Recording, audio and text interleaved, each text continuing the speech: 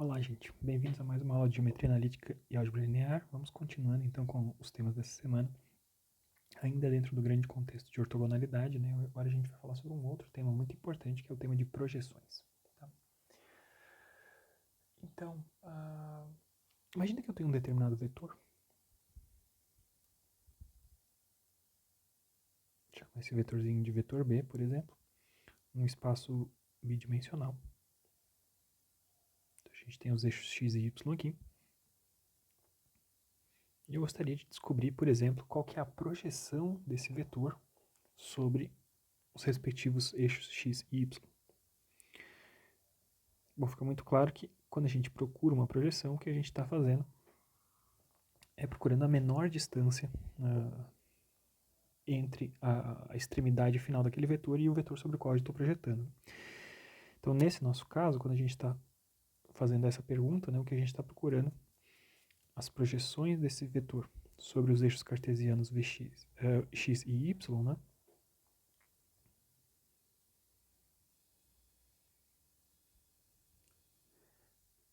são as componentes cartesianas desse vetor.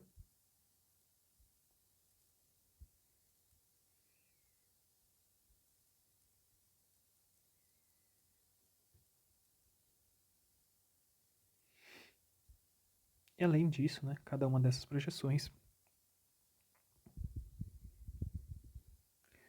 é ortogonal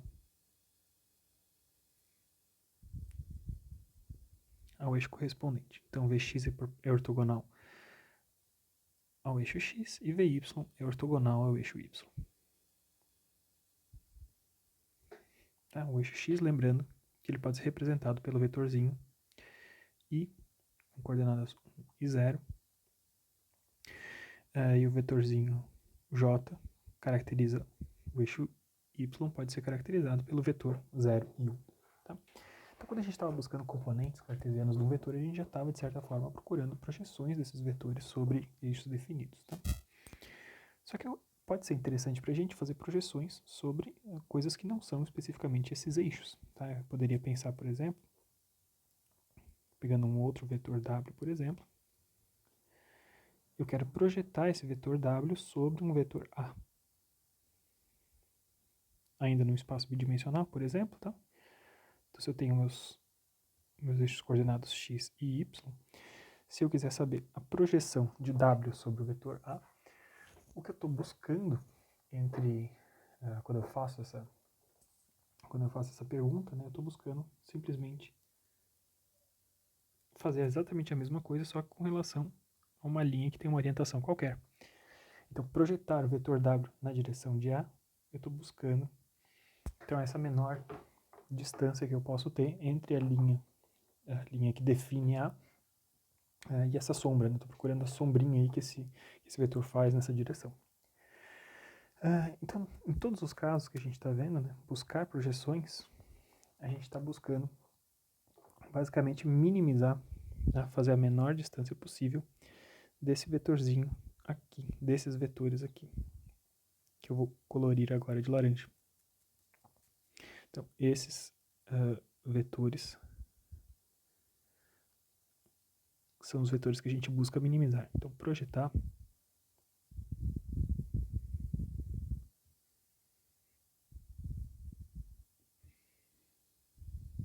sobre uma certa direção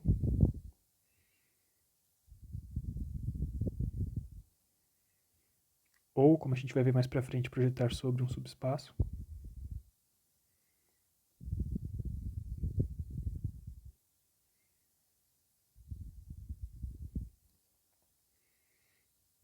Consiste em minimizar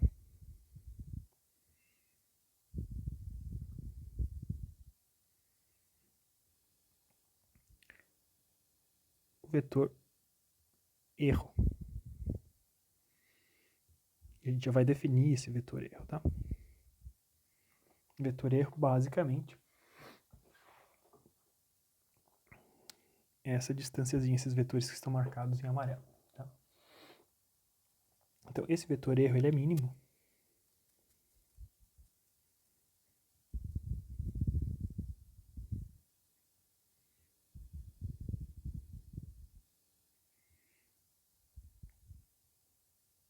quando está perpendicular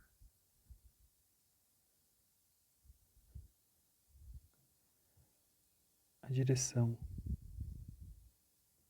sobre a qual a gente projetou.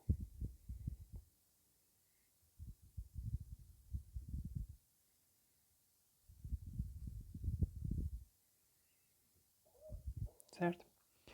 Então, vamos formalizar essas coisas aqui, né? Então, eu estava aqui projetando esse vetor W nessa direção de A, por exemplo.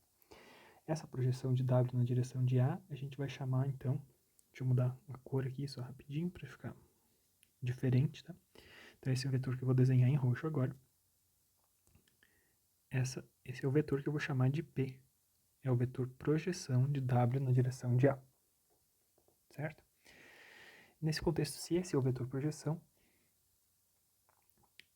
esse vetorzinho que a gente tem aqui, que é o vetor erro, nada mais é do que o vetor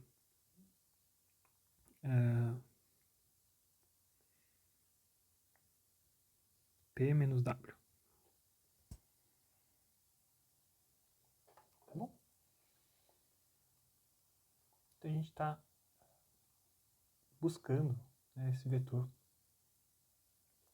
Na verdade seria o vetor W menos P, né?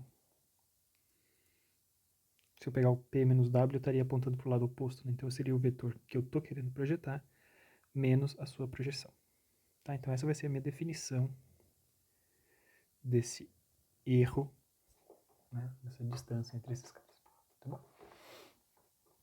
Então, quando essa distância for perpendicular à linha sobre a qual eu estou projetando, eu tenho a situação, nessa situação é que eu encontro essa projeção. Tá?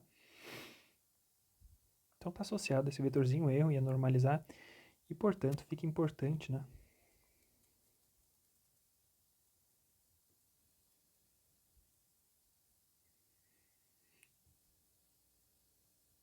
Podemos usar as ferramentas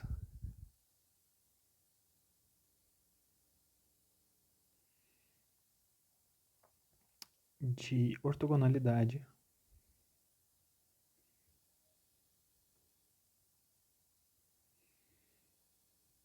para realizar projeções. Se essa distância é mínima, quando o erro é perpendicular à projeção, a gente pode utilizar as propriedades de ortogonalidade, as propriedades de vetores ortogonais, para determinar quando, né, para achar os valores desses caras, tá?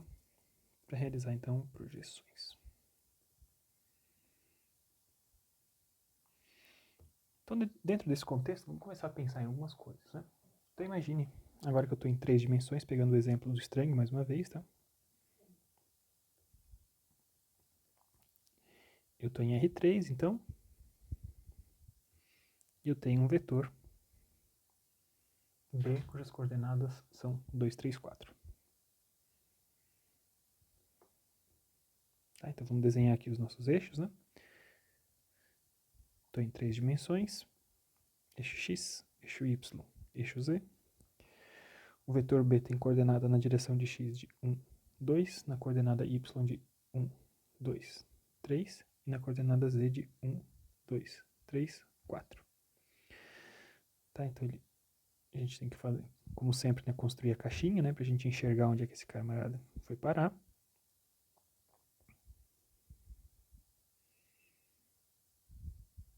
Então, a partir da origem,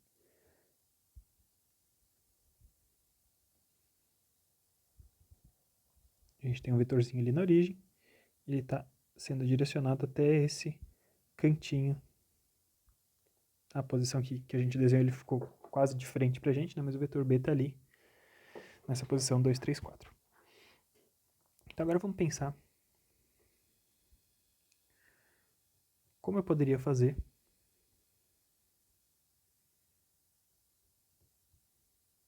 algumas das projeções, né? Então, como projetar B? Primeiro,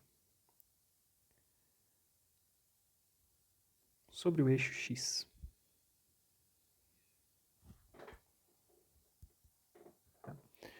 Projetar um vetor sobre o eixo x, basicamente o que eu quero fazer é apagar tudo que acontece nas outras direções, né? E eu quero encontrar.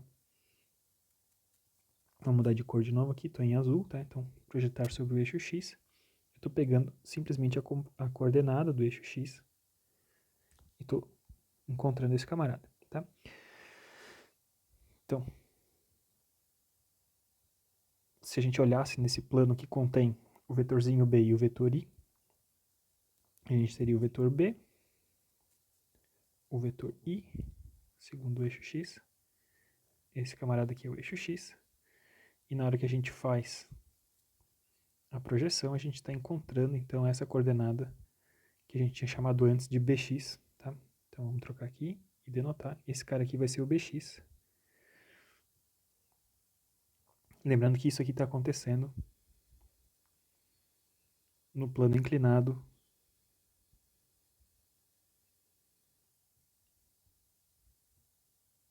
que contém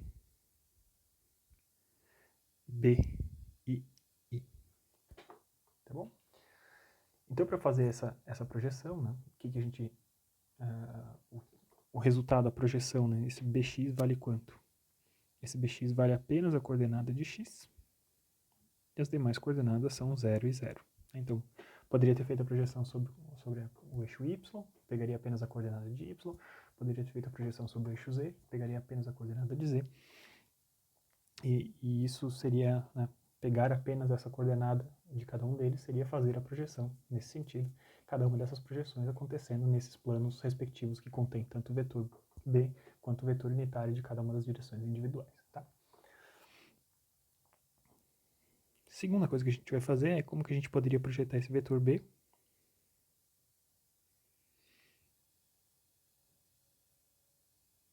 sobre o plano xy. Então esse vetorzinho ele está em 3 dimensões e eu quero projetar ele na parte de baixo, aqui na parte do xy, né? E na hora que a gente está fazendo isso, vamos usar outra cor aqui, tá? Vamos usar, sei lá, vermelho. Projeção sobre o eixo XY, eu pegar e projetar ele nessa parte de baixo, no plano XY aqui embaixo. Então eu vou chamar esse cara aqui de B de XY, né? Só pra gente entender o que está acontecendo, tá? E ao fazer isso, então esse B de XY, ele conserva as coordenadas X e Y, mas como eu estou no eixo XY, a coordenada Z passa a ser 0. Tá bom? Então, projetei, né, botei a luz ali de cima e eu projetei e vi o que estava acontecendo no plano XY. Tá? O que nos interessa saber é como que eu posso fazer essa projeção, né, quais são os operadores que fazem essa projeção.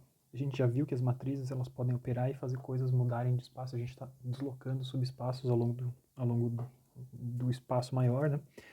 E eu quero saber, então, para cada um deles, quais, na verdade, né?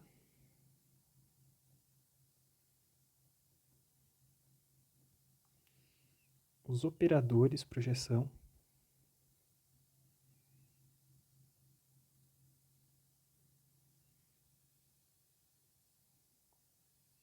que fazem essas tarefas. Tá?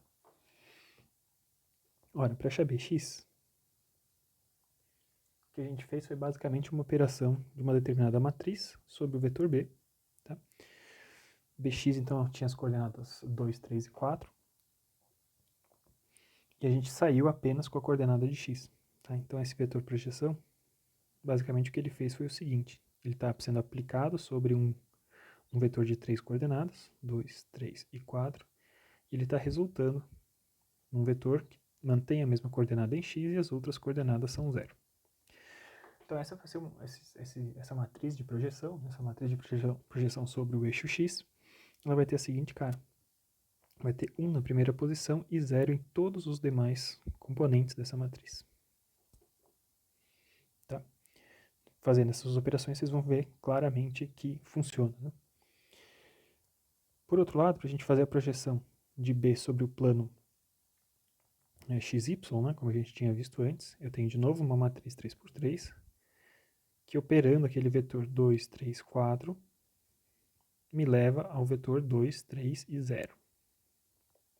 Para fazer esse tipo de projeção, agora a gente tem uns nas diagonais referentes a x e y e 0 nas demais posições. Ao fazer isso, a gente percebe, então, que esses são os operadores projeção associados a esses exemplos. Tá? Muito bem.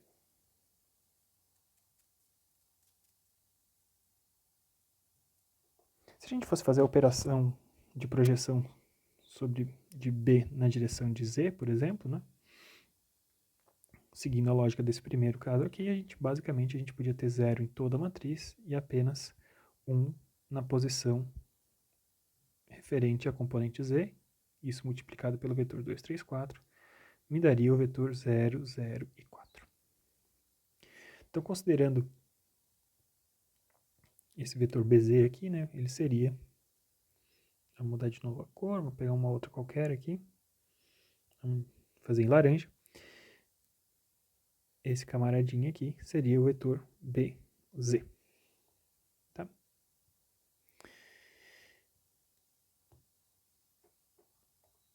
Muito bem.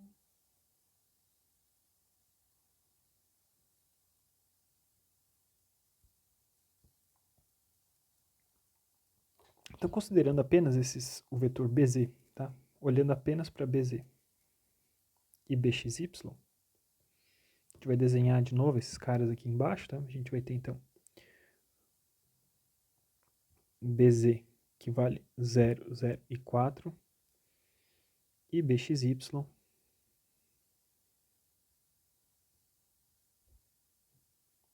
que vale 2, 3 e 0. Né? BXY, ele está no plano XY, está aqui embaixo, né? Então, os eixos X e Y estão aqui, e o eixo Z está alinhado aqui em cima.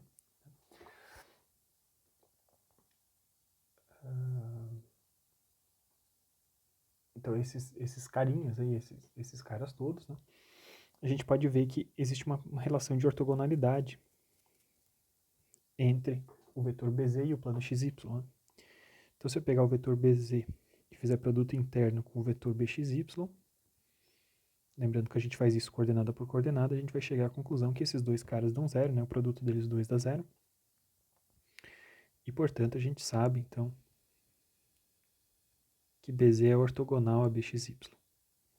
Na verdade, BZ é ortogonal a todo o plano XY. Certo?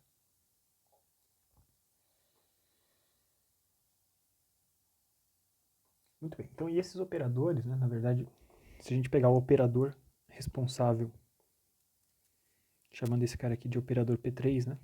A gente tinha o operador P2 e o operador P3.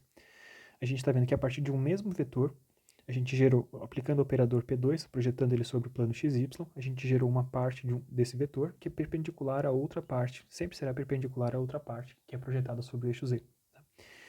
Então, na verdade, tá, essa é uma primeira observação que a gente tinha feito. Outra observação que a gente pode fazer, a gente vê que P2 e P3 geraram vetores perpendiculares, ou normais, né, ou ortogonais, tanto faz,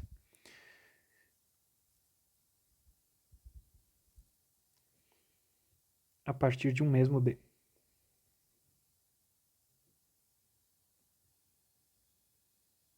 Isso sempre vai ser verdade. Sempre que você pegar esse operador de projetar sobre o eixo XY e pegar o operador de projetar sobre o eixo Z, qualquer que seja o vetor sobre o qual a gente aplica isso, os vetores projeção, né? Então o BXY, o BZ, eles sempre serão perpendiculares. Então esses dois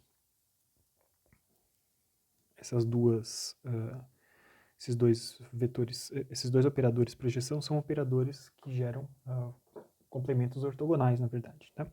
Então, como para qualquer vetor que a gente aplicar isso vai ser verdade, né? A gente pode aplicar isso sobre qualquer vetor desse espaço, portanto, P2 e P3 são as coisas que são projetadas pelos operadores P2 e P3 são complementos ortogonais. Tá?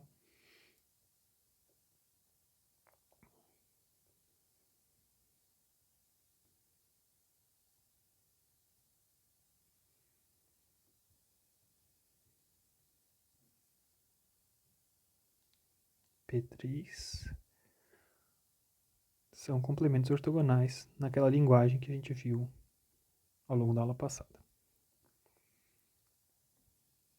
Ainda nessa semana, né, a aula anterior que a gente acabou de ver. Então, os resultados dessas projeções com P2 e P3 são complementos ortogonais, sempre, tá?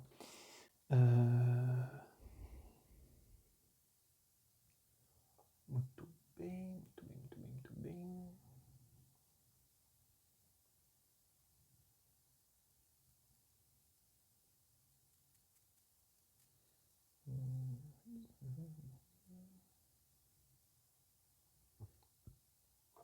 Então, como esses dois caras são complementos ortogonais, tá? A gente consegue preencher, né, qualquer vetor que for operado por eles, né, as projeções geradas por eles, e a gente vai começar a adotar uma notação assim. Projeção 2 vai ser o operador P2 aplicado sobre um vetor B, tá? E a projeção 3 vai ser igual ao operador P3 aplicado sobre um vetor B. Como eles têm essas características de gerarem vetores perpendiculares, né? Qualquer vetor B vai poder ser escrito como a soma desses dois vetores, projeção, tá? Os vetores projeção são P2 e P3, né? Lembrando, vamos denotar aqui com as setinhas para a gente identificar o que são os vetores, tá? Então, com operadores desse tipo, que geram resultados ortogonais uns com relação aos outros, o B passa a ser uma soma desses dois caras, tá? E como a gente consegue gerar isso, como isso funciona para qualquer matriz, no final das contas a gente vai perceber que P2 mais P3 vão ser igual à matriz identidade. Certo? Muito fácil a gente ver isso, né? Então a gente pega essa última equação aqui e multiplica por B dos dois lados, né? A gente vai ver P2 mais P3 vezes B vai ser igual a I vezes B, tá? I vezes B é simplesmente B. P2 vezes B mais P3 vezes B, aplicando a distributividade da multiplicação de matrizes por vetores, tá? E a gente vê aqui que a gente tem o Pzinho 2 mais o Pzinho 3 igual a B. Tá? Então isso é só revendo alguma coisa que a gente já tinha.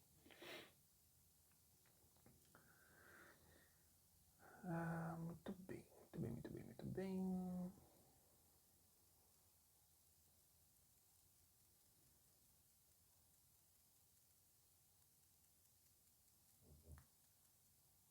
Então, sempre que eu tiver um subespaço, né, voltando a falar sobre espaços vetoriais e tal, quando a gente fala de subespaços, a gente pode representar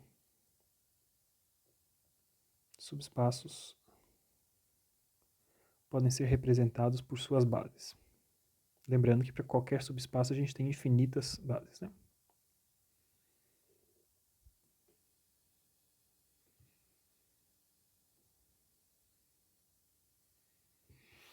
Certo? E pode ser interessante, por diversos motivos, a gente realizar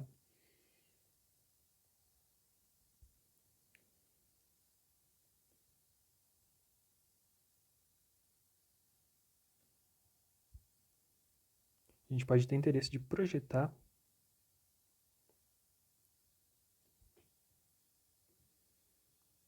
um vetor sobre um subespaço qualquer.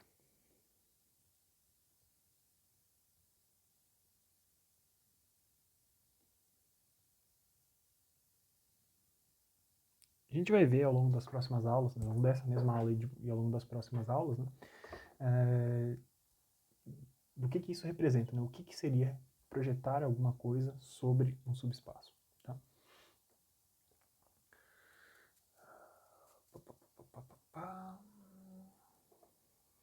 Então, qualquer que seja um subespaço,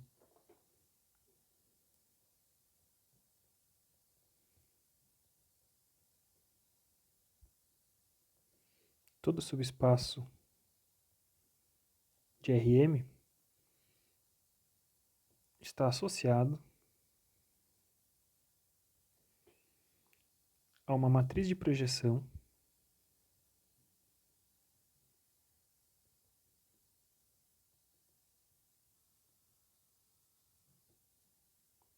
M por M. Se eu tenho um subespaço de Rm e eu quero quero descobrir como é que eu jogo qualquer vetor para dentro desse subespaço, né? Quero projetar esse como um vetor para dentro desse subespaço, a gente pode fazer isso através de um operador de projeção, que é uma projeção M por E. E para a gente descobrir quem que são esses operadores, né, a gente precisa conhecer as bases desse subespaço. Tá? Então, todo subespaço está associado a uma matriz de projeção M por M, que depende ou que é definida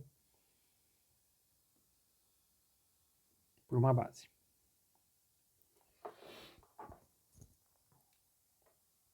Tá bom? Então, como é que eu descubro quanto é que vale qual é essa matriz de projeção? Né? Então eu vou pegar os vetores da base, lembrando que para ser uma base, os vetores da base são linearmente independentes.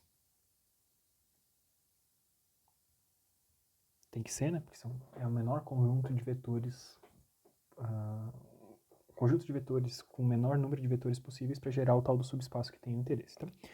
Então os vetores da base são vetores Li. Eu posso colocar esses vetores da base nas colunas de uma matriz.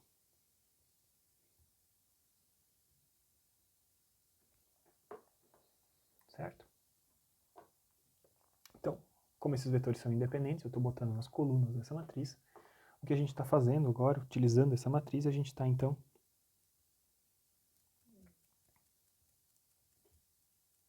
ao aplicar essa matriz sobre um vetor,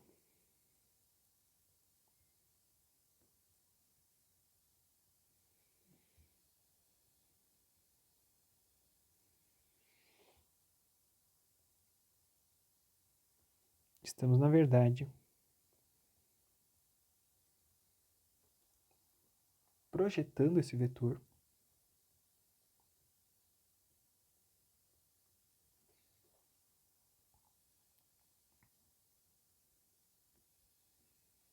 sobre o espaço coluna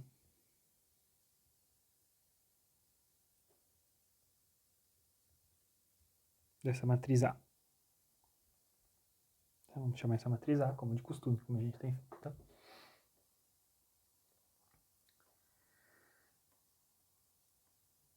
Muito bem.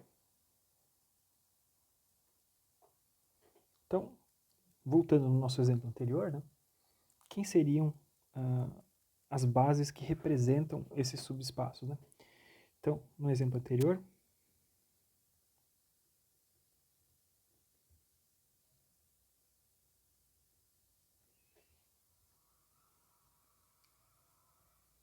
P3 levava ao eixo Z. E o eixo Z em si é um subespaço. Ele inclui o vetor zero, né? Ele inclui o vetor nulo, ele está ali na origem. E qualquer vetor que seja do próprio eixo Z, que eu pego qualquer combinação de vetores que sejam só do eixo Z, seguem estando sobre o eixo Z, portanto ele é um subespaço. Tá? Então, qual que é um vetor que representa? Qual que é um vetor que eu posso usar de base? Né? Então, uma base possível para o eixo Z é o vetor unitário, que a gente chama de K. Né? Tem componentes 0, 0 e 1. Essa é uma base possível. Com isso, eu posso pegar e construir essa matriz de projeção, utilizando apenas essa base e preenchendo, né, o restante dessa matriz, preenchendo essa matriz com zero, né, eu poderia associar esse cara a essa matriz, tá? Em seguida, eu posso pensar no P2, na projeção anterior, né, ele levava ao plano XY, que também é um subespaço. Qualquer vetor que esteja em XY, eu pego qualquer combinação de vetores que estejam em XY, vai seguir estando em XY, porque todos os vetores têm aquela última coordenada igual a zero, então eu sempre vou manter em XY. Uma base possível inclui os vetores I, 1, 0 e 0, e J, 0, 1 e 0. Né? Dimensões Esse cara aqui tem apenas um vetor na base, dimensão 1. Esse cara aqui tem 2 vetores na base, eu tenho dimensão 2. Com esses 2 vetores eu posso construir, então, uma matriz associada a esse camarada, com esses 2 vetores nas colunas. Certo? Então, com esses 2 vetores na coluna, essa matriz está associada à projeção sobre um eixo XY. Tá? Observe que eu posso ter mais de uma base, né? Quaisquer 2 vetores não alinhados que estejam no plano XY também formam uma base. Então, essa base de XY aqui, com essa A2 que eu acabei de denotar, também seria uma base se eu pegasse quaisquer 2 vetores que estejam em XY e que sejam independentes. Então, por exemplo, isso seria equivalente a um vetor, a uma matriz A2 também, né? Vamos chamar A2', tá? Que é outra matriz que faz o mesmo serviço, mas que tem outra cara. Com vetores, por exemplo, 1, 2, 0 e 2, 3, 0. Os vetores 1, 2, 0 e 2, 3, 0 ambos estão no plano XY, eles não estão alinhados, eles não estão sobre uma mesma linha, portanto, eles também geram esse espaço, o subespaço do plano XY, e, portanto, eles também são, como também são uma base, eles também são candidatos a fazer isso. Tá? Muito bem. Então, agora a gente vai começar a ver como é que essas coisas funcionam na prática, para a gente ver como que a gente constrói e como é que a gente entende operadores de projeção. Primeira tarefa que a gente vai fazer é a projeção sobre uma linha. A gente tinha visto como é que a gente fazia uma projeção sobre uma linha se essa linha fosse um eixo cartesiano. Então a gente viu que o operador projeção sobre o eixo Y, o eixo Z e o eixo X, como é que isso funcionava. Tá? Mas eu quero projetar agora sobre uma linha qualquer. Então, digamos que existe uma direção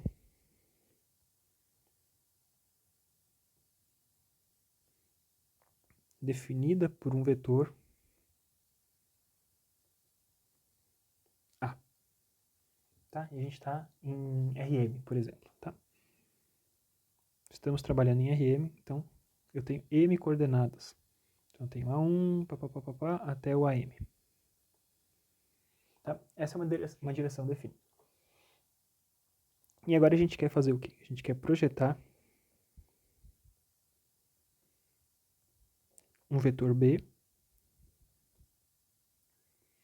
que tem que ser do mesmo espaço, né? Tem que ter o mesmo número de coordenadas, B1, até BM. Sobre a direção de A.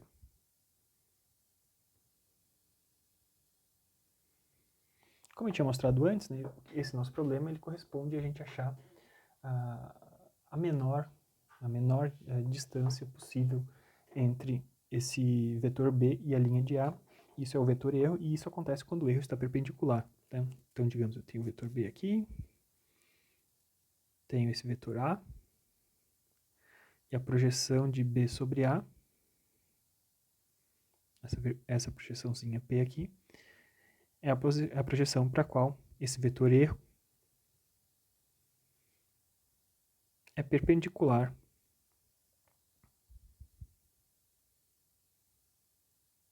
ao vetor P. Tá bom? Muito bem. Então a gente já tinha definido que esse vetor E era o vetor B menos a sua projeção. Tá bom? Logo eu já vou abandonar essas setinhas em cima porque vai ficar um pouco cansativo, tá? Então, basicamente, o que eu estou procurando? Eu estou procurando quem que vale esse P. E esse P, o vetor projeção, ele pode ser entendido como uma magnitude, que eu vou chamar de x chapéu aqui, tá? Seguindo a notação do Strang. Então, uma magnitude que multiplica essa direção A, que é a direção de projeção. Tá? Então, eu tenho o vetor A, ele vai ser um múltiplo, né? Vai estar na direção de A, mas vai ser um múltiplo desse A. Ele vai ser um pouco maior, ou vai ser um pouco menor que A. Mas então esse vetor, essa partezinha x ali é basicamente um escalar. Quando a gente está projetando sobre uma linha, é simplesmente um escalar que multiplica a direção original. Tá bom? Então, a gente entende, né, que esse vetor projeção acontece quando o vetor erro é perpendicular a P. Então, vamos escrever essa condição de um vetor erro perpendicular a P. Na verdade, né, ser perpendicular a P e ser perpendicular a A é exatamente a mesma coisa, porque P é simplesmente um múltiplo de A. Tá? Então, o vetor E perpendicular a P é a mesma coisa, C e somente C, E for perpendicular a A. Tá? Então, se E e A tem que ser perpendiculares uns com relação aos outros, né, a gente vai, a partir dessa expressãozinha aqui, a gente vai escrever. Então, eu tenho o vetor A, produto interno, o vetor E, isso aqui vai ser igual a zero, né, por conta das propriedades de perpendicularidade. Então, o vetor A vezes o vetor B menos P vai ser igual a zero. Tá? E esse vetor P, novamente, é um múltiplo desse A. Então, eu tenho A B menos o X chapéu vezes A. Certo? Então agora a gente pode utilizar as propriedades distributivas do produto interno, né, e fazer essa distribuição. Então eu vou ter A, produto interno com B, menos o X chapéu, lembre-se que é apenas um escalar, então ele pulou para frente, A, produto interno com ele mesmo. Isso aqui tem que ser igual a zero. Tá? O que eu estou procurando, no final das contas, né, como eu já conheço a direção de A sobre a qual eu quero projetar, eu quero saber simplesmente quem é o X chapéu. Quem que é o múltiplo desse A que me dá a projeção que eu quero. Então eu posso isolar o X chapéu nessa relação de cima aqui. Passo esse termo menos X chapéu A por A para o outro lado e passo o A por A dividindo. Então o X chapéu vai ser exatamente o quê?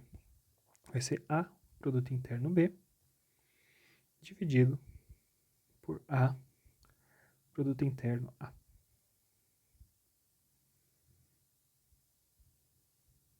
Então quando eu estou projetando sobre uma linha, é isso que eu estou fazendo.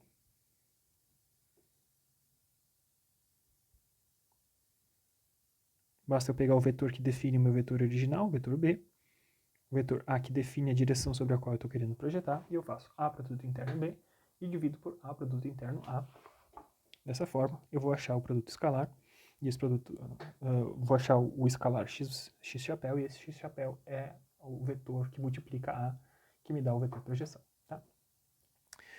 Observe que se a gente for pensar em termos do produto escalar, né, quando a gente faz A escalar B, por exemplo, o que a gente está falando é que a gente está multiplicando a primeira componente de A vezes a primeira componente de B, segunda de A, mais, né? Então, primeira componente de A vezes primeira componente de B, mais segunda componente de A vezes segunda componente de B, mais emésima componente de A vezes emésima componente de B. Então, na verdade, eu posso utilizar isso em notação de matriz e escrever o seguinte, que eu tenho A transposto B. Tá? Quando eu tenho A transposto B, pense no que isso está querendo dizer, né? Eu estou querendo botar A1, AM, multiplicando B1, BM.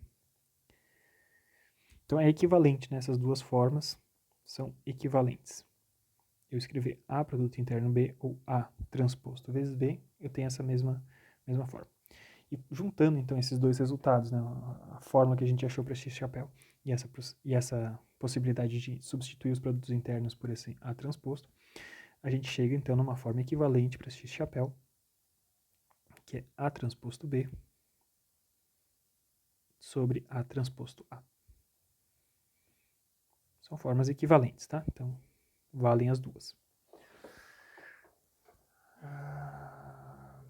Muito bem, a gente prefere escrever esse com A transposto porque isso vai fazer mais sentido na hora que a gente passar para projeções não sobre uma linha, mas projeções sobre um espaço, sobre um plano, sobre um espaço qualquer. Que a gente vai passar a ter operadores matriciais, e esses operadores matriciais vai fazer mais sentido a gente falar em termos de transposição desses casos. Tá? Muito bem, então eu achei uma forma agora de encontrar quanto é que vale essa projeção. Tá bom? Então vamos fazer um exemplo.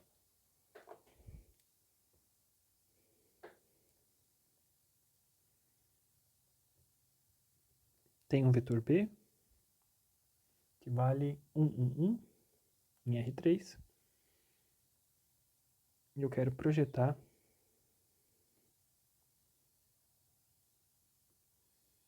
sobre um vetor A. Tem coordenadas 1, 2, 2. Tá bom? Então, basicamente, eu posso empregar diretamente a nossa fórmula, a gente já viu ali, e a gente vai descobrir quem que é o x-chapéu. X-chapéu vai ser A transposto vezes B, ou A produto interno B. Então, basicamente, o que eu tenho é esse A vezes o B, coordenado por coordenado. Então, tem 1 vezes 1 mais 1 vezes 2, mais 1 vezes 2, tudo isso somado me dá 5. Então, A transposto B, isso aqui vai dar 5. Em seguida, embaixo eu tenho A transposto A, então é ele, A vezes ele mesmo. Então, 1 vezes 1, mais 2 vezes 2, mais 2 vezes 2. Então, eu tenho 9 aqui embaixo. Tá bom? Então, x-chapéu vale 5 nonos. E a projeção, o vetor projeção, vamos parar de usar a setinha da presume-se que eu estou falando sempre de vetores, tá? Que vai valer x-chapéu na direção de A. Vai ser igual, então, a 5 nonos, esse fator de 5 nonos, aplicado na direção de A, que é 1, 2, 2. A gente pode fazer os desenhos, a gente pode enxergar que realmente é essa projeção. Então, projetamos, descobrimos quanto é que é essa projeção. Tá? Agora vamos conferir se as nossas teorias a respeito do vetor, da projeção são corretas. Né? Então,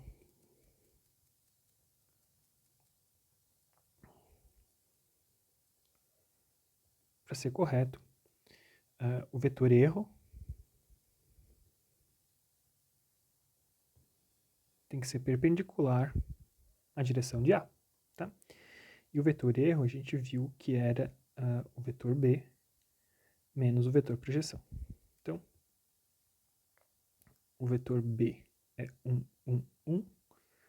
O vetor projeção é 5 nonos, 1, 2, 2. Certo? Então, agora, quando a gente faz essa conta, né, a gente vai ter 1 menos 5 nonos, que vai dar 4 nonos. Aí eu vou deixar um nono na frente, na verdade, né? Será que eu consigo fazer isso? Vamos primeiro fazer aqui, né? Então, 1 menos 5 nonos dá 4 nonos. E depois eu tenho 1 menos 10 nonos dá menos 1 nono. E 1 menos 10 nonos, menos 1 nono. Ou seja, eu tenho 1 nono vezes 4, menos 1 e menos 1. Esse é o meu vetor erro. Tá? Com esse vetor erro, a gente vai ver se ele é perpendicular de fato ao A, fazendo o produto interno entre E e A, ou E transposto vezes A. Então, eu vou pegar esse 1 nono e multiplicar pelo vetor de A, que vale 1, 2, 2, tá? Ao fazer essa multiplicação, a gente vai manter o 1 nono aqui na frente, né? E depois a gente tem primeira coordenada de A vale 1, primeira coordenada de E vale 4. Então, 1 vezes 4, 4. 2 vezes menos 1, menos 2. 2 vezes menos 1, menos 2. Então, 4 com menos 2 deu 0. E esses dois caras são perpendiculares. Então, isso aqui era... Tá bacana, né? Isso aqui que a gente precisava.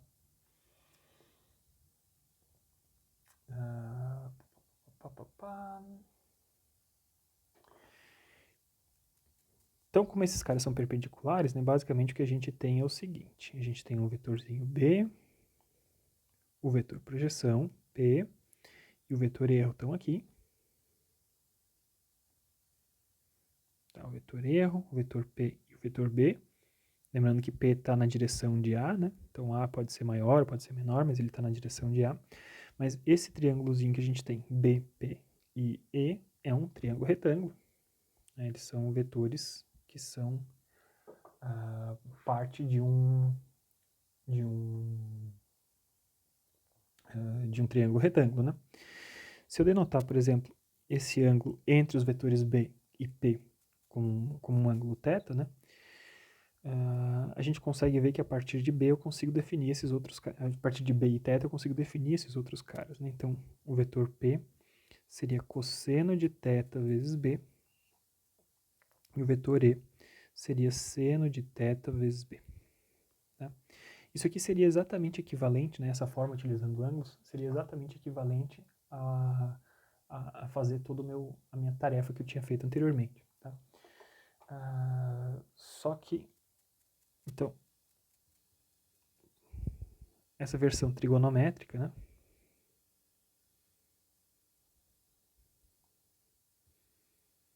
É totalmente equivalente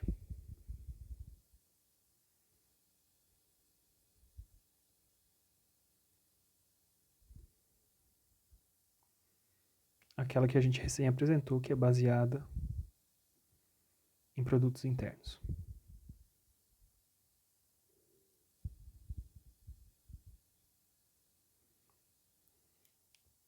Só que geralmente a gente não vai conhecer o θ, né? Por que a gente não usa essa versão trigonométrica dessas coisas, tá?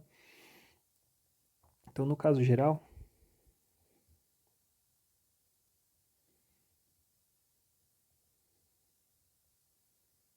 não conhecemos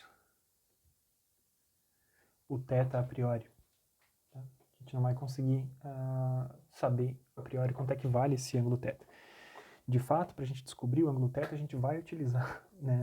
A gente pode descobrir o ângulo θ através de um produto escalar. Então, se eu já vou ter que fazer o produto escalar, né? Então a gente vai preferir utilizar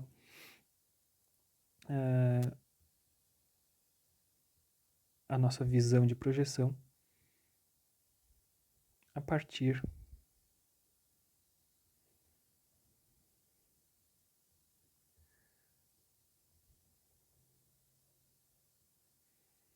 dos produtos escalares de uma vez.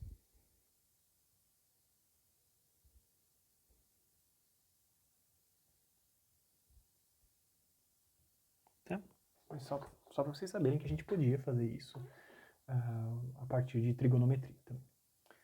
Então, pois bem, por enquanto a gente usou só o conceito do erro sendo minimizado, mas eu quero achar agora quem que é o operador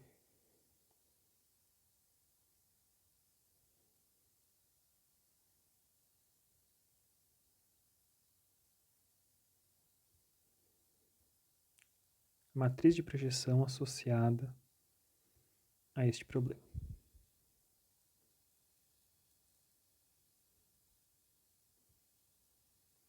Eu quero fazer o quê? Eu quero descobrir quem que é o P através de uma operação do tipo A vezes B.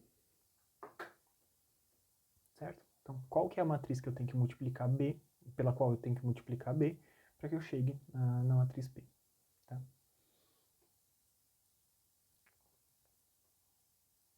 Muito bem, então vamos reformular o que a gente já tinha escrito, né? A gente sabe que P vai ser x chapéu vezes A. Tá? Na verdade, como é um escalar, eu posso inverter a ordem desses caras aqui, né? Então a gente tem A vezes x chapéu é exatamente a mesma coisa.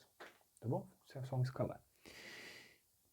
Então eu posso dizer que eu tenho A e o x chapéu a gente sabe que vale A transposto B, A, produto interno B, e A transposto A. Certo? Então agora a gente tem uma forma da gente descolar esse Bzinho. Esse Bzinho que estava sozinho ali por último, eu posso puxar ele um pouquinho para fora, né? E a gente vê que eu posso escrever o seguinte, que eu tenho A transposto dividido por A transposto A, tudo isso multiplicando B. E isso aqui é uma matriz de projeção. Então, com essa matriz que tem esse formato, né? Essa vai ser, matriz de projeção P, vai ser nada mais do que A transposto dividido por A transposto A.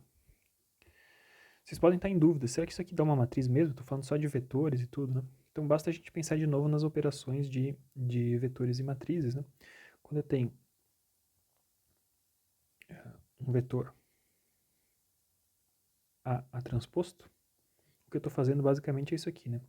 Então eu tenho A1 até a componente AM e estou multiplicando pelo vetor transposto, então ele está deitado agora, A1 até AM. Então, esse camaradinho aqui, ele vai preencher uma matriz. Eu vou ter A1 por A1 na primeira componente, A1 por A2, e assim por diante, até A1 por AM. Em seguida, eu vou ter A2 por A1, A2 por A2, até A2 por AM. Seguindo dessa forma, até a gente chegar ali no final de AM por AM. Tá? Então fica claro que a gente tem uma matriz quadrada, né? Sempre que eu tenho um vetor transposto vezes ele mesmo, um vetor vezes ele transposto, eu estou enchendo uma matriz quadrada M por M. E a matriz de projeção, então, vai ser esses caras aqui, dividido pelo escalar. Tá?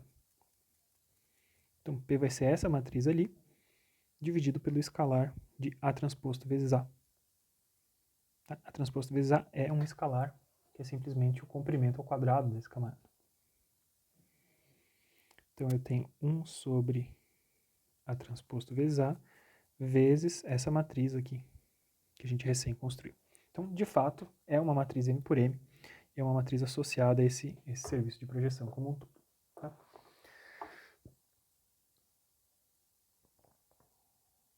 Muito bem.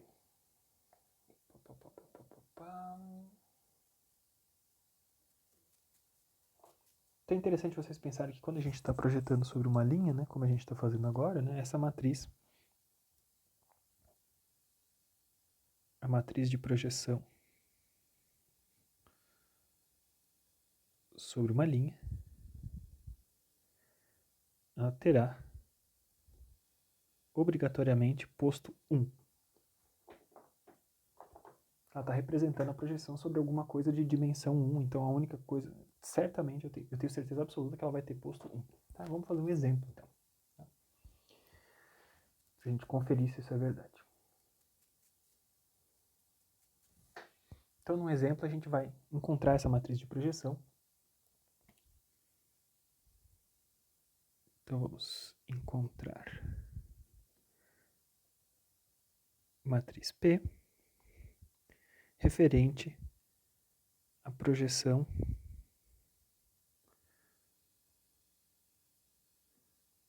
sobre a linha definida pela direção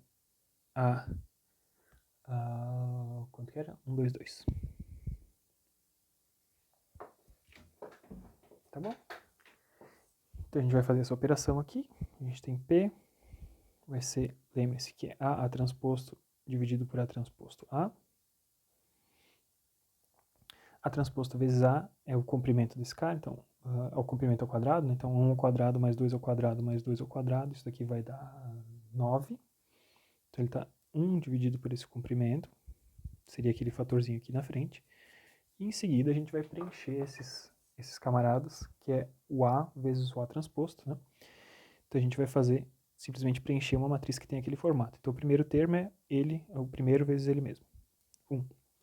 O segundo termo dessa matriz é o primeiro vezes o segundo, A1 vezes o A2. Então, 1 vezes 2, 2. Terceiro termo é o primeiro vezes o terceiro, então 1 vezes 2, 2.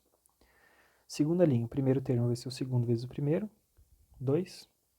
O segundo termo vai ser o segundo vezes ele mesmo, 4.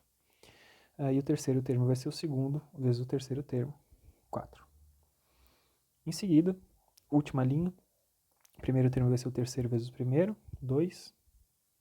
Terceiro vezes o segundo, 4. Terceiro vezes o terceiro, 4. Então essa vai ser a minha matriz de projeção. Beleza? Então essa vai ser a matriz de projeção que projeta qualquer vetor B sobre a direção de A. Vamos testar isso aqui, voltando ao nosso B original, que era o B1, 1, 1.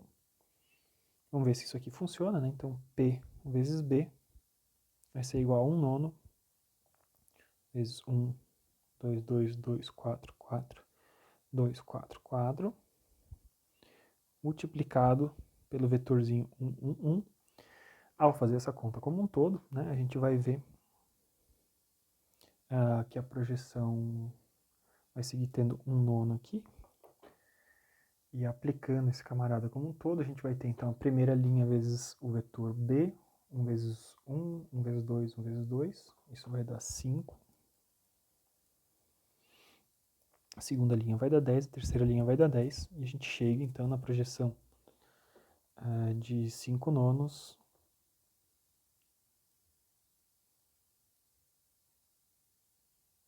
cinco nonos, 10 nonos e 10 nonos, da mesma forma como a gente tinha antes.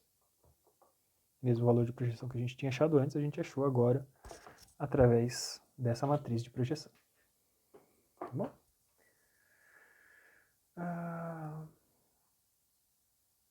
Uma coisa que é interessante, né, a gente pode ver pela própria matriz de projeção que é muito claro que ela tem posto 1.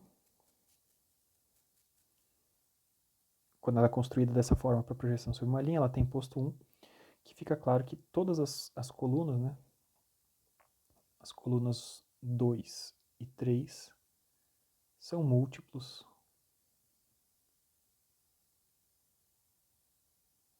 da coluna 1. Poderia utilizar também a eliminação e ficaria muito claro se eu pegasse duas vezes a primeira linha e subtraísse tanto da segunda quanto da terceira, a gente teria apenas uma linha não nula, fazendo a eliminação, ou seja, posto 1 apenas. Né? Isso é natural quando a gente está projetando sobre uma linha, projetando sobre alguma coisa de dimensão 1. Tá? Uma observação interessante é o seguinte, então imagina que eu peguei já projetei P, apliquei P sobre o vetor B, já projetei ele sobre essa direção de A, e agora se eu fizer, o que acontece então se eu aplicar novamente esse vetor projeção? Então, eu já tenho alguma coisa na direção de A e eu estou aplicando o operador projeção sobre esse camarada. Tá? Então, eu estou perguntando o que acontece se eu aplicar P ao vetor PB. O vetor PB, esse carinha aqui, já é o vetor projeçãozinho Pzinho, tá? Eu quero saber o que acontece se eu aplico o mesmo vetor, a mesma matriz de projeção sobre esse cara. Olha, se ela é apenas uma matriz de projeção, ela não pode mudar esse vetor. O vetor que já estava sob a direção de A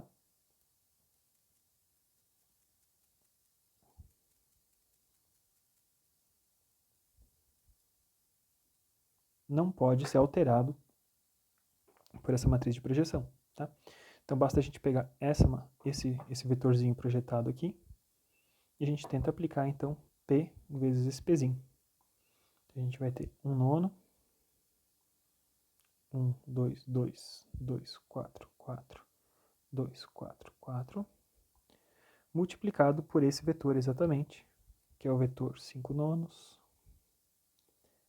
10 nonos e 10 nonos. Tá?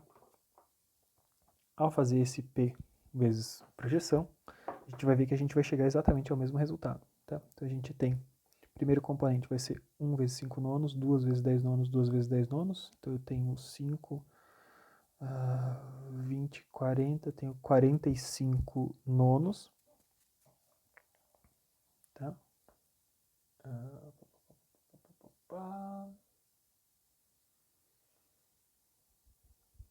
É isso que eu estou fazendo a coisa certa. 1 vezes 5, 5, 2 vezes 10, 20, como a base é sempre 9, né? Então, é isso, 20 com 20, 40, 45 nonos, vezes 1 nono.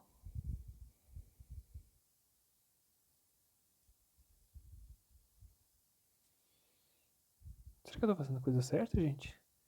2 vezes 5, 10, 4 vezes 10, 40, 40, 40 com 40 mais 10 dá 90 nonos.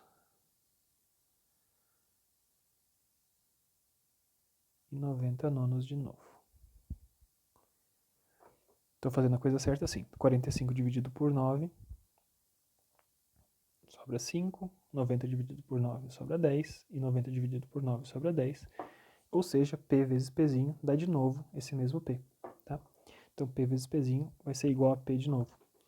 Então, essa é uma das propriedades das matrizes de projeção. Eu posso aplicar P vezes P vezes P vezes P vezes P. Todas essas matrizes aplicadas sobre um vetor B. Uma vez que eu fiz esse cara aqui, P vezes B deu Pzinho, né? P vezes Pzinho sempre vai ser o mesmo Pzinho de novo. Tá? Então eu posso aplicar todos esses caras aqui. Isso aqui vai ser exatamente igual a eu ter aplicado uma vez a matriz P sobre esse B. Uma vez que a coisa já está projetada sobre aquela direção, já está naquele sentido. Tá?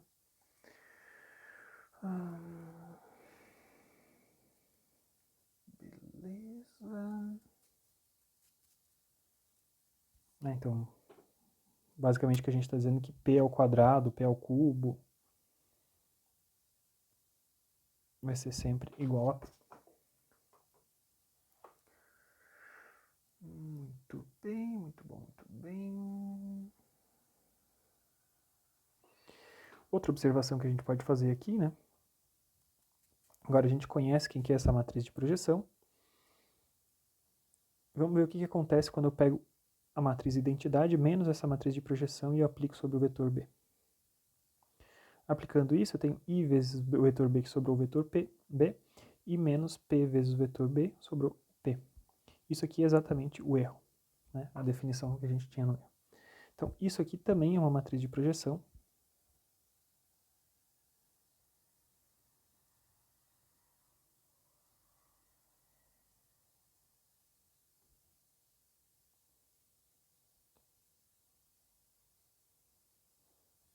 Mas no lugar de projetar na direção de A, ela projeta uma direção perpendicular à direção de A. Tá bom? Então, a gente está projetando, utilizando a matriz de projeção, a gente projeta qualquer coisa para dentro de um subespaço, e utilizando a outra matriz de projeção, a identidade menos essa matriz P, a gente está projetando sobre um subespaço perpendicular. Beleza? Então, esse foi o nosso primeiro exemplo, né, que a gente falou de projeção sobre uma linha. Agora a gente vai falar sobre o caso mais geral de projeção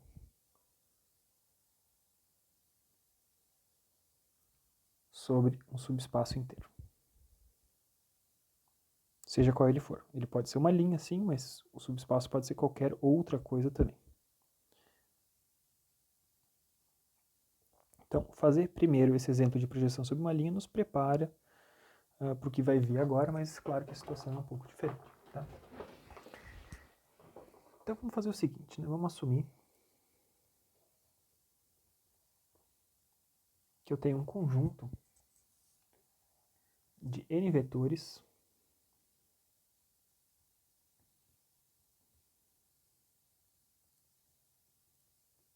independentes. Lembrando, o que quer dizer vetores independentes? São vetores que não são combinações lineares uns dos outros. Cada um deles é uma direção independente da outra. Então, assuma que a gente tenha n vetores independentes do espaço Rm. Tá bom? Então, o que a gente está tentando fazer é o seguinte. Quando eu estou falando de um operador projeção, tá? Eu quero descobrir a projeção no subespaço que está definido por esses caras, né? Se eu tenho n vetores independentes de Rm, lembre-se, se esses vetores são todos independentes, eles vão gerar um subespaço, como a gente já tinha visto e revisto várias vezes. Eles são capazes de gerar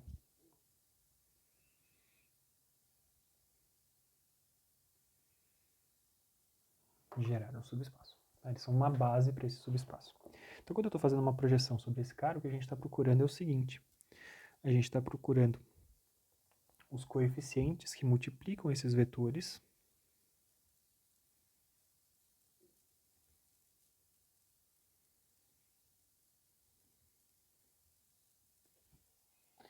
xn.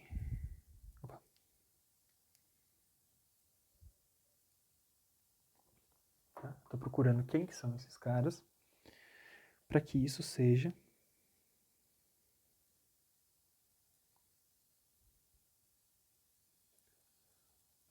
estou procurando essa combinação que seja mais próxima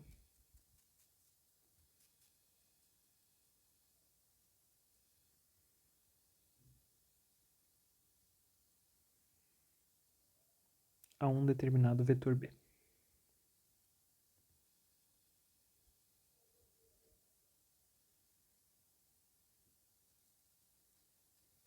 Certo?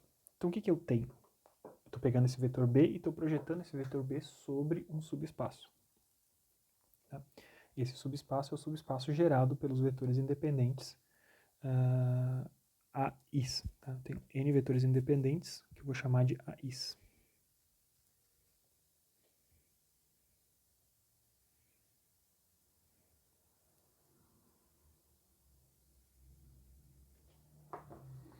Tá bom? Então, esse é o meu problema, tá? Quando eu tenho um único vetor, se eu só tivesse um vetor, o que eu estava fazendo era exatamente o mesmo problema que eu tinha antes, né? Esse problema aqui é o problema de projeção sobre uma linha, exatamente igual ao que a gente tinha antes. Só que agora eu tenho N vetores, então eu estou gerando um subespaço, tá? Então, muito bem. Então, representando isso em forma de matriz, né, o que eu tenho, basicamente? Eu estou querendo pegar, então, cada um desses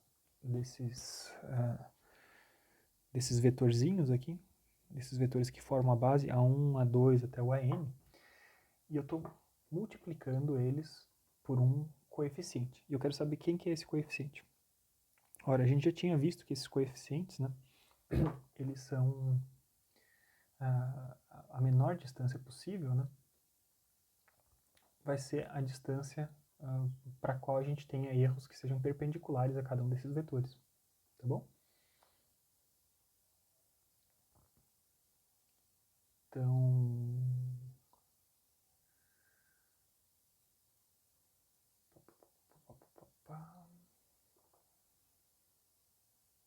o que eu estou procurando, na verdade, é o seguinte.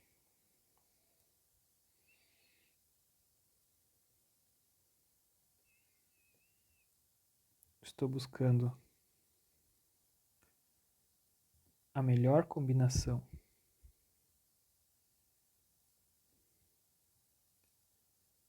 linear dos AIs no sentido de minimizar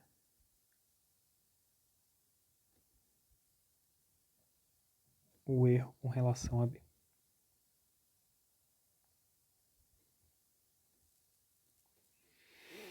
Então, o que acontece? Se eu pegar cada um desses vetores AIs e eles compuserem as colunas de uma matriz, então eu tenho A1, A2, até o AN, tá? Então, o vetor projeção vai estar, então vai ser esses A vezes um vetor x chapéu, que tem as componentes x chapéu 1, x chapéu 2, até x chapéu n. E eu sei que esse A vezes o x chapéu vai ser o vetor projeção que eu estou procurando. E esse vetor projeção, então, como sempre acontece quando a gente tem uma multiplicação de uma matriz por um vetor, esse cara vai pertencer ao espaço coluna dessa matriz. Tá? E esse vetor projeção, ele vai ser definido, como é que eu sei quem são esses x's, né? Esses x's são aqueles que fazem o erro com relação ao vetor B ser o menor possível. Então, na verdade, o que a gente está fazendo, é o seguinte, né? Imagina que eu tenho esse subespaço definido por essas colunas todas, seja um plano como esse.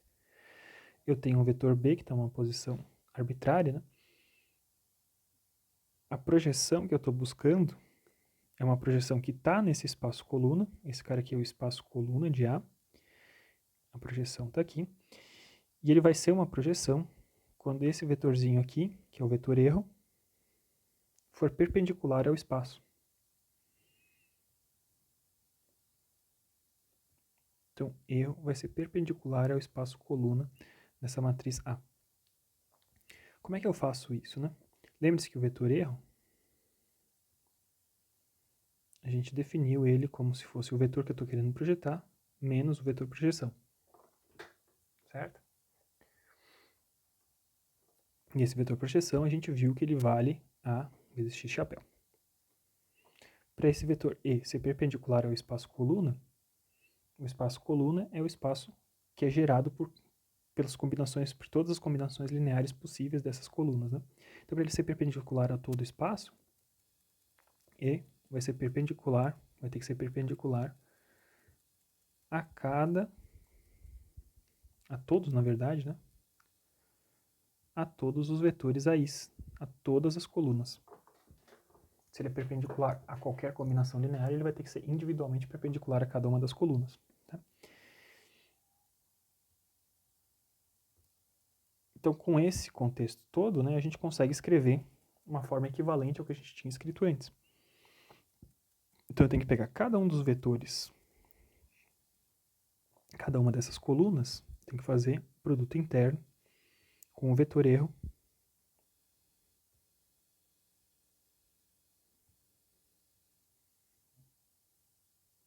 dessa forma. E assim por diante, tá? Até o vetor AN.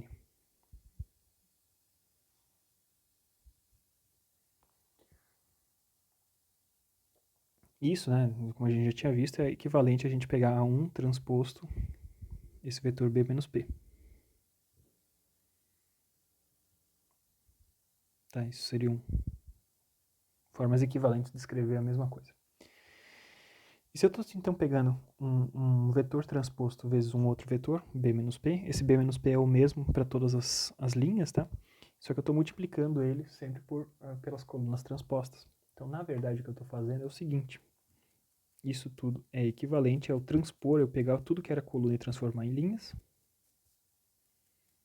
Então, o A1 está aqui agora, A2 está aqui agora, até o AN. E multiplicar isso pelo vetorzinho B menos P, que é um vetorzinho, multiplicando, achando o vetor nulo. Tá bom? Então isso aqui é uma operação de matriz por um vetor. Claramente essa primeira matriz aqui é a matriz original que a gente tinha falado com os vetores independentes nas colunas, essa é a matriz transposta, certo? Então eu estou pegando essa matriz transposta, multiplicando pelo vetor erro, e esse vetor erro, né, essa matriz transposta multiplicada pelo vetor erro, vai me dar o vetor nulo. Ou seja, eu estou multiplicando AT vezes um vetor e achando o vetor nulo. Né? Esse camarada aqui, portanto, vai pertencer ao espaço nulo dessa matriz transposta. Beleza? Então, estamos fazendo a conexão com aquele subespaço que a gente já conhecia ali anteriormente, tá? Beleza. Então, vamos continuar escrevendo agora essa equação em forma matricial sem precisar listar tudo isso. O que a gente tem, então, é AT vezes B menos P, mas a gente sabe que P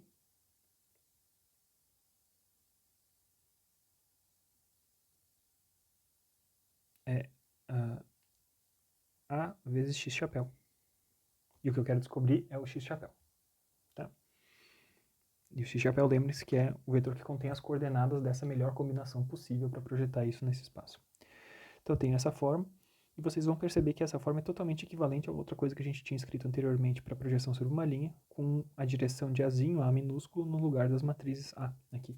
Mas agora, como essas matrizes A são matrizes que denotam um subespaço qualquer, que pode ser uma linha, mas pode ser qualquer outra coisa também, a gente pode manipular essa equação utilizando a distributividade de operação de matriz. Então eu tenho AT vezes B menos AT vezes A vezes X chapéu igual a zero, isolando o X chapéu.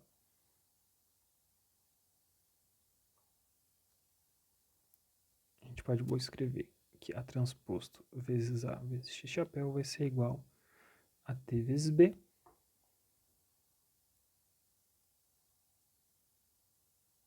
Tá? E com isso, então, agora a gente consegue achar quanto é que vale o X chapéu. Beleza? Então a gente vai utilizar essa equação aqui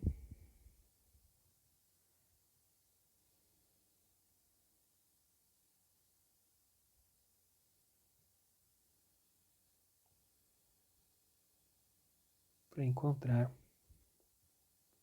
o x-chapéu, esse vetor que contém as coordenadas, a combinação ideal da projeção desse vetor B sobre o subespaço denotado pelas colunas de A, tá bom?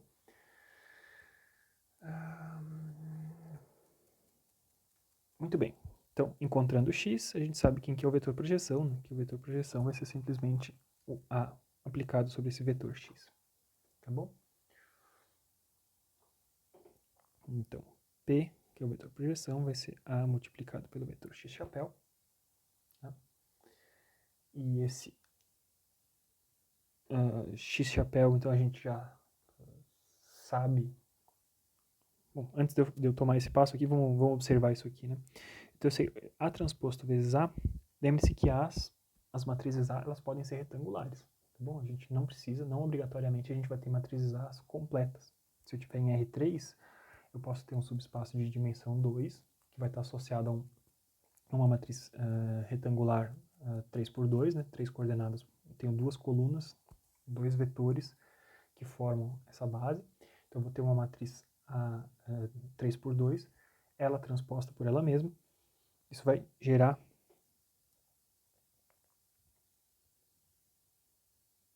que A transposto A vai ser uma matriz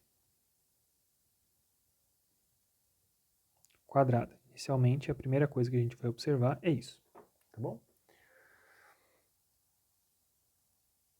E essa matriz quadrada vai ser uma matriz N por N. Tá? Se a matriz original é M por N, a M por N. Eu faço a transposta, ele vai ser N por M, multiplicado por uma matriz M por N, a gente contrai os índices do meio, então vai sobrar uma matriz N por N. Então, se esses As, né, se os As das colunas eram vetores de uma base, se eles eram independentes, né,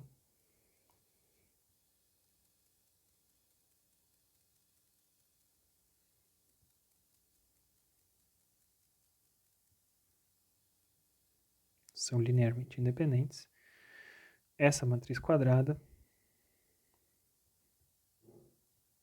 é invertível. A gente já falou sobre isso em outros momentos, né? Então, quando a gente tem essas colunas independentes, uma matriz quadrada, todas as colunas são independentes, a gente vai conseguir, através do processo de Gauss-Jordan, por exemplo, chegar numa matriz inversa, tá? E se essa matriz é invertível, a gente consegue isolar esse x-chapéu ali da seguinte forma, né? Eu consigo deixar esse x-chapéu isolado, né? Tirando algumas coisas do lado dele, né? Então, esse A transposto vezes A, essa matriz que existe, é a matriz para a qual existe inversa. Então, eu posso denotar essa matriz da seguinte forma. Eu posso escrever que o x-chapéu vai ser a inversa dessa matriz, A transposto vezes A elevado a menos 1, que multiplica A transposto, que multiplica B. Tá bom? Então, não é que A é invertível, tá? Eu escrevi errado, tá? Se as colunas de A são independentes, eu sei que A transposto vezes A é invertível. Por que eu não posso escrever que A é invertível? Porque a matriz A, como eu falei para vocês, ela pode ser uma matriz retangular qualquer. Ela pode ter menos colunas do que linhas. E se esse for o caso, uma matriz retangular ela não tem uma inversa propriamente definida. Ela pode ter uma inversa parcial, né, multiplicando por um dos lados e tal, mas ela não tem uma inversa propriamente definida. Mas A transposto vezes A é uma matriz quadrada, e quando as colunas independentes de A são independentes, essa matriz A transposto vezes A é invertível. Como essa matriz é invertível, eu consigo escrever essa versão da mesma equação que a gente tinha antes, né? A gente tem uma expressão para o x-chapéu diretamente, usando a inversa dessa matriz. Tá? E tendo a inversa dessa matriz, né, a gente pode continuar escrevendo coisas interessantes. Então, o vetor projeção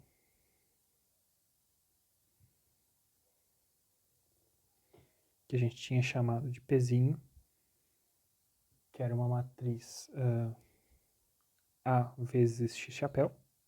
Tá? Agora eu tenho uma expressão para esse x-chapéu, então a gente vai descobrir que o vetor projeção, no caso dessa matriz ter essas características, tá? Vai ser A vezes a inversa da matriz A transposto A, vezes a matriz transposta a T vezes o vetor B. Certo? Então, a gente tem essa forma de achar esse vetor projeção.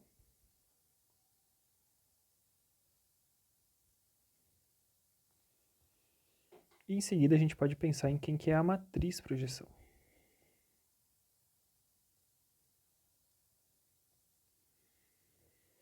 A matriz de projeção é quem? É a matriz que é aplicada, Pzão que é aplicado em B, me dá o Pzinho. Ou seja, olhando para essa equação de cima, né, a gente descobre diretamente que a matriz de projeção é simplesmente aquela parte toda que está multiplicando o Bzinho ali para achar o outro B. Então eu tenho A vezes a inversa de A transposto A, né, A transposto A, tudo isso na menos 1, vezes A transposto.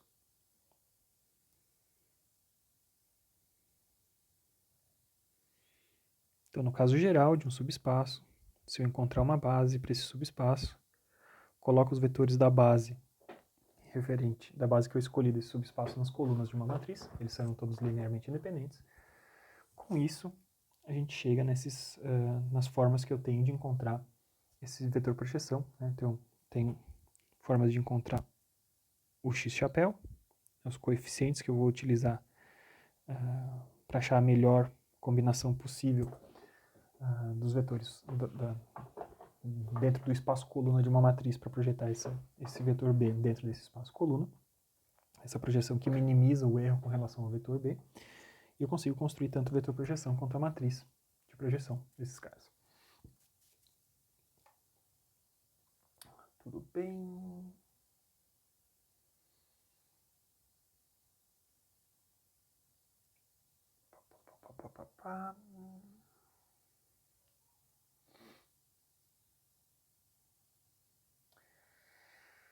Então, se vocês observarem lá com os formatos que a gente tinha, né?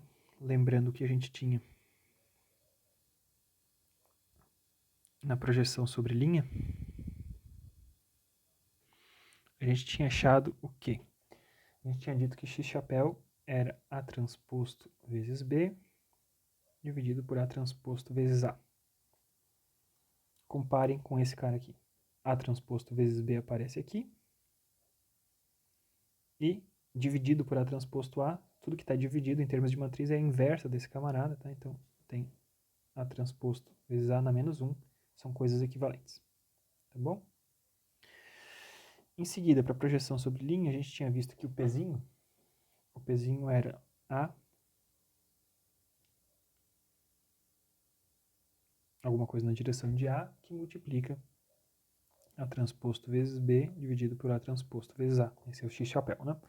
Então, observe aqui para esse nosso camarada. Mesma coisa que a gente tinha antes, né? A transposto vezes B está aqui, dividido por A transposto A, ou seja, A transposto A na menos 1, tudo isso multiplicado na direção de A. Então, temos um formato equivalente para esses caras.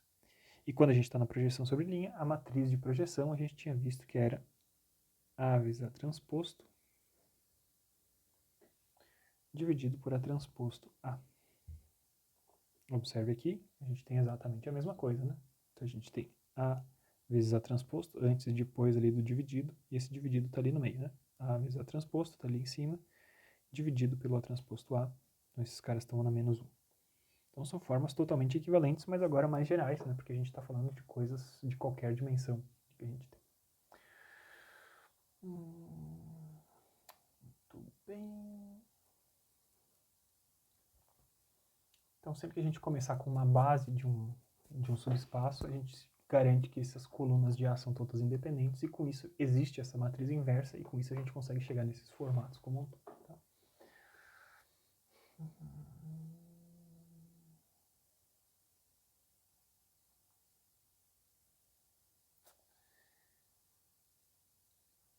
Então o que a gente utilizou até agora, né, a gente tinha utilizado a geometria basicamente, né, da perpendicularidade entre os vetores e os erros, né, entre os espaços e os erros, para chegar nesses vetores de projeção. A gente pode pensar nos espaços de projeção também a partir de coisas mais de álgebra linear, de espaços vetoriais, tá? Então, observe o seguinte. Para uma matriz A, o subespaço sobre o qual essa matriz projeta alguma coisa, né? Então eu pego A, multiplico por um determinado vetor, ela vai projetar esse cara sobre o subespaço coluna dessa matriz. Tá? O erro de projeção, né? O erro que a gente definiu como B menos A vezes X, tá? Ele vai ser perpendicular a esse espaço coluna de A. E se ele está perpendicular a esse espaço coluna de A, isso quer dizer, lembrando lá nos nossos 4 subespaços fundamentais, né? Se ele é sempre perpendicular ao espaço coluna de A, então ele vai pertencer ao espaço nulo de A transposto, como a gente já tinha visto anteriormente. Tá? Porque isso quer dizer que A transposto vezes o erro, que é B menos AX, vai ser igual a zero. Né? Esse aqui é o erro. Então voltou a aparecer alguns dos nossos espaços, tanto o espaço nulo, espaço coluna quanto o espaço nulo à esquerda. Tá? Então é isso que a gente fez efetivamente. Muito bem, então vamos para mais um exemplo.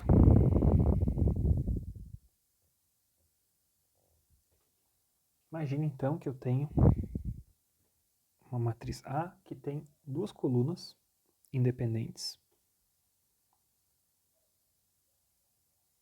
Tá? São duas colunas que não estão sobre a mesma linha. Eu tenho um vetor B que tem esse formato, 6, 0 e 0. E eu quero achar, então, quem que vale x, quem que vale p e quem que é a matriz de projeção associada a essa matriz A. Tá? Então, voltando lá nas nossas coisas, né, a primeira coisa que a gente tem a fazer é encontrar quanto que vale A transposto vezes A. Então, vamos pegar A transposto vezes A, tudo que era coluna virou linha, tudo que era linha virou coluna.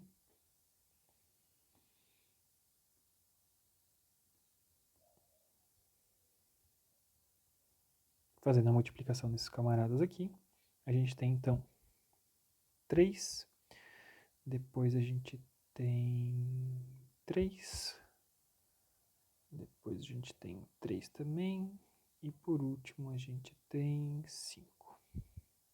Tá? Essa é a matriz A transposto vezes A. Outra parte da minha solução é quanto que vale A transposto vezes B. Então tem 1, 1, 1, 0, 1 e 2. Isso está multiplicando o vetor 6, 0 e 0. Fazendo essa multiplicação, a gente vai descobrir que eu chego em 6 e 0. Né? 1 vezes 6, 6, o resto deu tudo 0, e depois outro deu tudo 0. Então, A transposto vezes B deu 6 e 0. Agora, a gente pode voltar lá na expressão que a gente tinha para x chapéu, né? Eu não vou querer achar a inversa, porque achar inversas é uma coisa que custa caro, né? Mas a gente pode escrever a expressão de base. Então, A transposto vezes A vezes x vai ser igual a A transposto vezes B. Então, eu tenho aquela matriz que eu recém achei, 3, 3, 3 e 5, que multiplica x chapéu 1 e x chapéu 2. Isso vai ser igual a 6 e 0.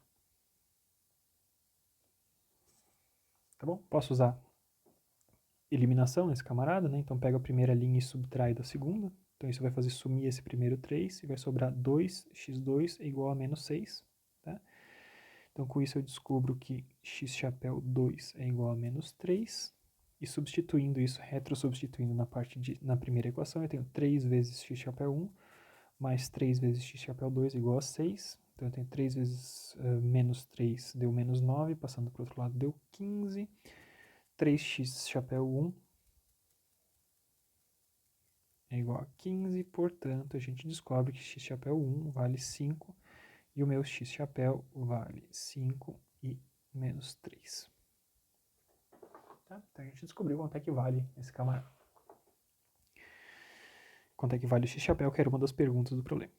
Em seguida eu quero saber quanto que vale a projeção efetivamente. Né? A projeção é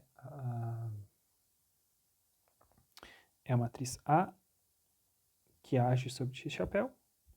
Então vamos pegar ali, eu posso fazer isso.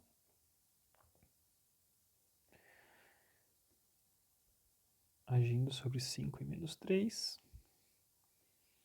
A gente vai descobrir que isso vale 5, depois vale 2 e depois vale menos 1.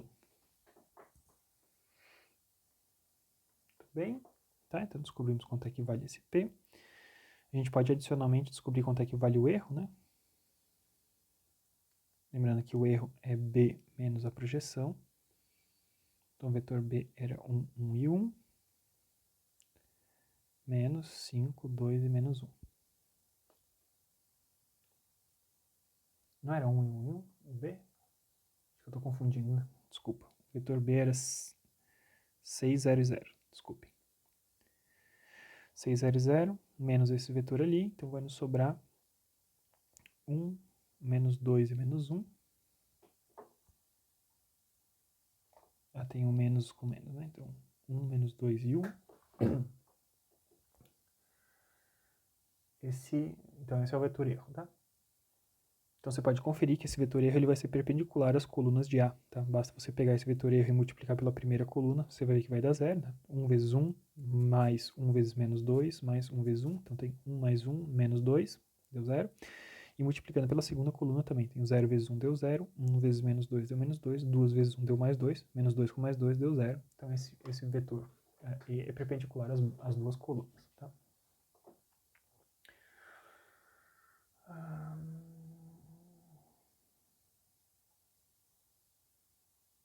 Agora a gente tem que determinar, então, quanto é que vale a matriz P, tá?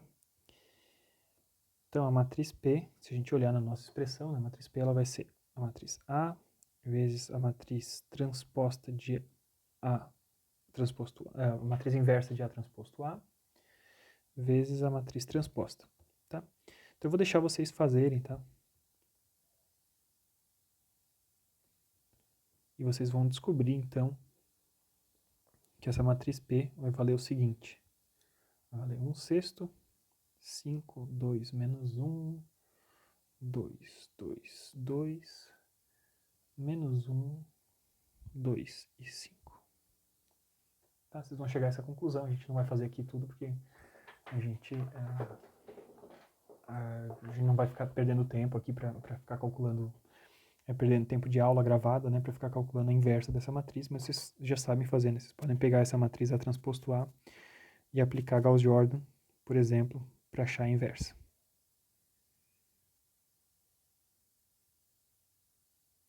Tá bom? Vocês já viram como é que isso funciona, basta fazer isso aí. Tá? Muito bem.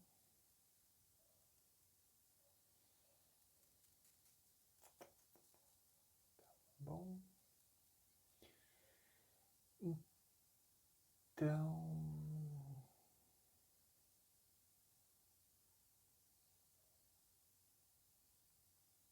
o que a gente está querendo, o que a gente queria apresentar nesse primeiro capítulo, falando de projeções, né, era um pouco isso, tá? A gente vai ter exercícios, vocês vão ter exercícios para praticar os conceitos, mas eu acho que a gente pode ir parando por aqui, tá? E o que a gente vai ver, então, na próxima aula, né, não sei se ainda vou passar para vocês essa semana, acho que é uma boa forma da gente fazer a ponte entre o conteúdo dessa semana e o conteúdo da próxima semana, é a gente ver como é que a gente consegue achar algo que é muito importante, tá? Então, esses operadores de projeção,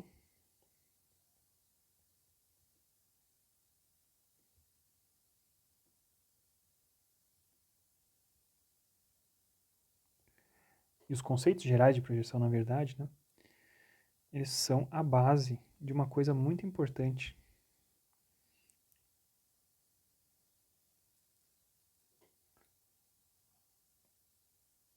que que é a aproximação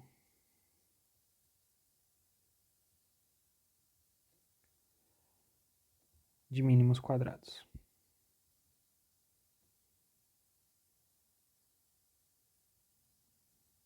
Tá, então a gente vai falar sobre isso, sobre aproximação de mínimos quadrados na próxima aula, que daí a gente já revisa um pouco sobre esses operadores de projeção e a gente vê quais que são algumas das utilidades mais importantes, né? A principal utilidade que a gente vai ter para esse operador de projeção, a gente vai achar então a aproximação de mínimos quadrados para um determinado conjunto de...